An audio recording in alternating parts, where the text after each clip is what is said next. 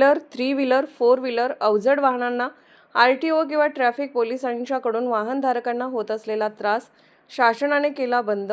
अगोदर RTO traffic पोलिसांना त्या वाहनधारकांच्या मागे पळावं लागत होतं। ही गोष्ट शासनाच्या लक्षात आल्यावर रोडवरती प्रवास करत असलेल्या वाहनधारकांना नाहक त्रास होऊ नये म्हणून प्रत्येक हायवेवरती आठवड्यातून 2 वेळा RTO अधिकारी यांची गाडी उभी केलेली आपणास दिसून येईल।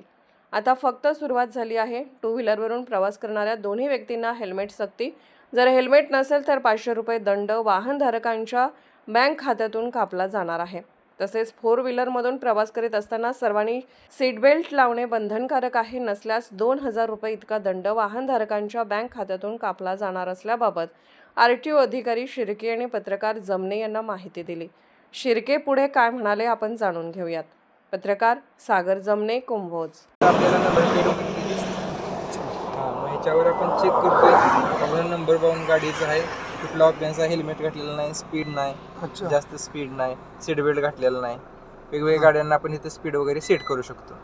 अच्छा, मग त्याला आता गाड्या कॅप्चर झालेल्या आहेत का? ह्या गाड्या कॅप्चर झालेल्या आहेत। आता आपल्याला इथे नंबर दिसतो, इथे PC 9768।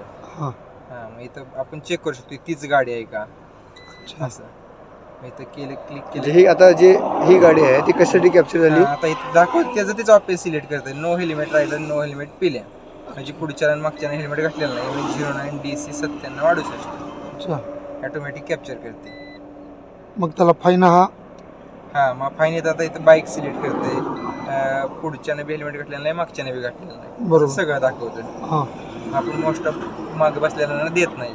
अच्छा, पण पुढच्याचं तर कंपल्शन आहे, कंपल्सरी आहे, त्रास नको त्यांना, जास्त दंड व्हायला नको, अशा सहकार्याच्या माध्यमातून मग इथं व्हॅलिडिटी। आता आमचं पण हेल्मेट नाही आहे विदाउट हेल्मेट। बाकी ओव्हर स्पीडला 2000 रुपये, ओव्हर स्पीडला 2000, बाईकला पण 2000 रुपये, फोर व्हीलरला पण 2000। म्हणजे कितीच्या वर? एक 90च्या वर घेते आपण, 5% टोलरन्स देते, म्हणजे 95च्या वर असेल फोर व्हीलरला वगैरे तर देऊन टाकते आपण। चला, मग हे त्या वाहकाला कळणार कधी? आता इथून आम्ही अपलोड करणार, त्यानंतर साहेबांच्या लॉगिनला जातो। अच्छा, तिथं साहेब एकदा व्हेरीफाय करतात बरोबर, त्यानंतर साहेबांनी अप्रूव्ह केलं की मग ती ऑनलाईन म्हणजे फोटो हे प्रूफ वगैरे मोबाईलला जाते काय। मग त्याला नोटीस, दंडाची रक्कम ही नोटीस मार्फत घरी जाते? नाही, त्याला मेसेज जातो, मेसेज आपल्या गाडीला मोबाईल नंबर लिंक असतोय ना, टेक्स्ट मेसेज, त्याच्यावर टेक्स्ट मेसेज पण जातोय, आणि त्याच्या आपण चलनवर बघितलं तर त्याच्या गाडीवर चलन पेमेंट चेक करू शकतो ते ऑनलाईन। आणि एखाद्यानं नाहीच बघितला समजा मेसेज, त्याच्या लक्षातच नाही आलं कामाच्या नादात, एक 6 महिन्यानंतर सेंड टू कोड नाही, त्याच्यावरती परत काय चार्जेस आहेत का? नाही, तसं काय नाही, तसं पेनल्टी वगैरे त्याने नाहीच बघितला 6 महिन्यात, 6 महिन्यानं परत तुम्ही काय करता? नाही, ते थांबतंय, नसेल तर मग सेंड टू कोर्ट म्हणून होते, ते खटला विभागाचा। अच्छा, RTO विभागाचाच खटला विभाग आहे, तिथं होतं, त्याला ते ऑनलाईन भरता येतं, त्याला जातो त्या ऑफिसला येऊन ती तडजोड शुल्क भरायचं। अच्छा, असं आहे।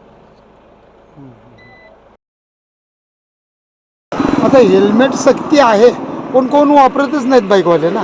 वापरत आता आपण 1 महिना रोड सेफ्टी घेतलं, भरपूर प्रमाणात हे केलं, हेल्मेट वाटप केलं, जनजागृती केली, पण लोकांना अजून त्याचा महत्व कळेना झाले, म्हणजे हेल्मेट का वापरायचं कळेना झाले। त्यांना ती वाटते की आपण कंपल्सरी आपल्यासाठी एन्फोर्समेंटसाठी करतोय, पण तसं नाही, त्यांच्या जीवासाठी पण ते महत्वाचं आहे। ही अजून मानसिकता लोकांची होईना झाली। तुम्ही हेल्मेट कुठं वाटलं हेल्मेट?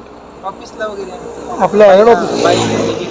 पण असं कुठं पत्रकार वगैरे काही दिलंच नाही, पत्रकारांना दिलंच नाही, आम्ही तुमची जाहिरात केली असती, पब्लिश झालं असतं ना। ऑफिसला करू आपण कार्यक्रम, आम्ही 50 एक हेल्मेट घेऊन ठेवलं। आता इथं किती दिवस झालं सर तिथे तुमची? नाही, ते 1-2-4 दिवसांना वगैरे असते, स्पॉट बदलते, हायवेला स्पीडचे करायचे, म्हणजे आता तुम्ही कुठली गाडी अडवत नाही, थांबवत नाही? थांबवायची डायरेक्ट कॅप्चर। अच्छा,